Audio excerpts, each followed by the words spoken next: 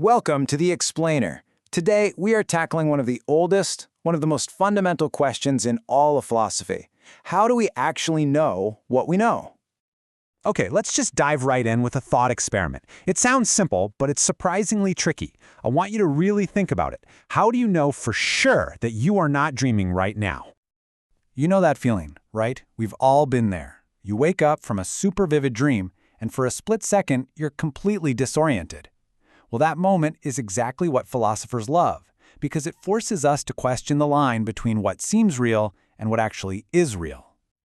So this whole investigation into the nature of knowing, it actually has a name. It's called epistemology. You can think of it as the rulebook or the toolkit that philosophers use to try and sort fact from fiction. So, to even begin to answer these massive questions, we first need to take a look at the basic tools that you and I use every single day to form our beliefs about pretty much everything. All right, let's open up this philosophical toolkit. We're going to break down the core sources that philosophers say create the very foundation for everything we think we know. And here it is, the toolkit in action. You've got 4 fundamental sources. First up is perception. That's just what our 5 senses tell us. Then there's memory, which is our brain's filing cabinet of past experiences. You've got introspection, which is just being aware of your own thoughts. And finally, reason. That's our ability to use logic, like knowing if one tree is taller than another, then the other one has to be shorter. Simple, right? Okay, so we have our tools, our sources, but what are we actually trying to build with them? What does the finished product, knowledge, even look like? Well, for a very, very long time, philosophers have had a kind of classic blueprint for this.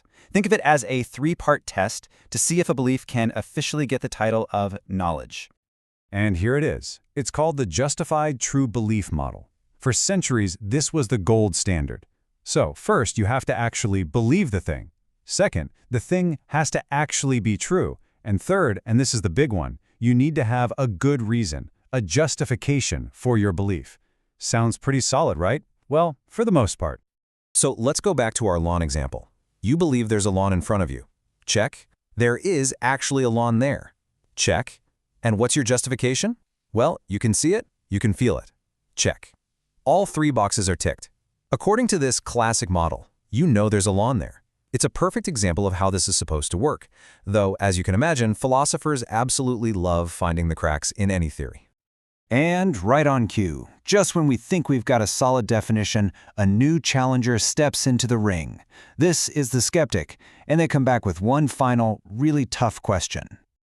The skeptic basically points out that even our best justifications, what we see, what we remember, it's all filtered through our own minds. This is what's called the egocentric predicament. How can you prove you're not just, as the quote says, a lone, conscious ego, hallucinating this entire world? How do you prove your senses aren't lying to you?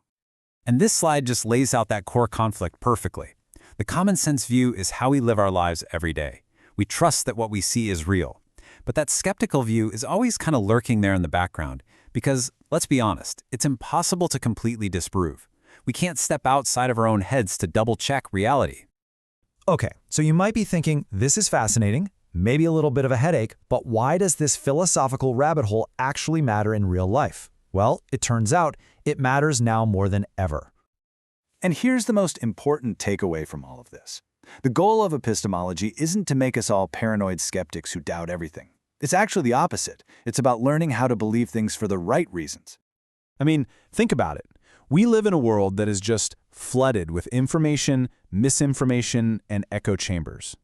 Understanding this idea of justification, it's like a superpower. It helps you critically evaluate where information comes from. It helps you distinguish a justified belief from just, a random opinion. And that helps all of us make much better decisions. As the source text puts it so well, this is all about learning how to tell the difference between the real thing and a cheap imitation. It's about knowing how to build our own knowledge on a solid foundation, instead of just accepting things at face value. So, we're going to leave you with this challenge. Think about a belief that you are absolutely certain of, something you feel you know. Now, apply this toolkit.